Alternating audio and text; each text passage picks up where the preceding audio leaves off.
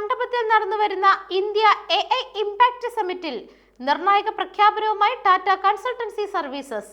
ലോകത്തിലെ ഏറ്റവും വലിയ AI ഡാറ്റ സെന്റർ ശൃംഖലകളിലൊന്ന് ഇന്ത്യയിൽ നിർമ്മിക്കാനാണ് TCS പദ്ധതിയിടുന്നത്.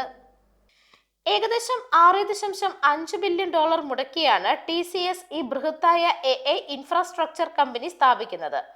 1 ജിഗാവാട്ട് ശേഷിയുള്ള AI ഡാറ്റ സെന്ററുകളാണ് ലക്ഷ്യം. ഇത് നിലവിൽ ഇന്ത്യയിലുള്ള ആകെ ഡാറ്റാ സെന്റർ ശേഷിക്ക് തുല്യമാണ്. TCSഉം ആഗോള നിക്ഷേപ സ്ഥാപനമായ TPGയും ചേർന്ന് ഹൈപ്പർ വാൾട്ട് എന്ന പേരിൽ പുതിയ യൂണിറ്റിന് തുടക്കം കുറിച്ചു. ഇതിനായിട്ട് ആദ്യഘട്ടത്തിൽ 18,000 കോടി രൂപയുടെ നിക്ഷേപം ഇരു കമ്പനികളും ചേർന്ന് നടത്തും. പ്രമുഖ ചിപ്പ് നിർമ്മാതാക്കളായ AMDയുമായി ചേർന്ന് ഫീലിയോസ് AI പ്ലാറ്റ്ഫോം വികസിപ്പിക്കാനും TCS ധാരണയിലെത്തി.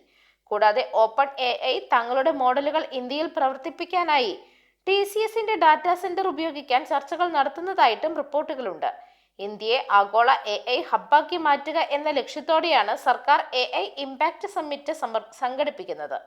5 ദിവസം നീണ്ടു നിൽക്കുന്ന ഉച്ചകോടിയിൽ 75-ലേറെ രാജ്യങ്ങളിൽ നിന്നുള്ള പ്രതിനിധികൾ പങ്കെടുക്കും.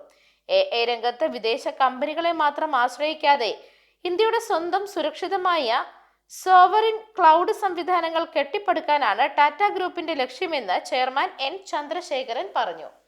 News desk Magnavision.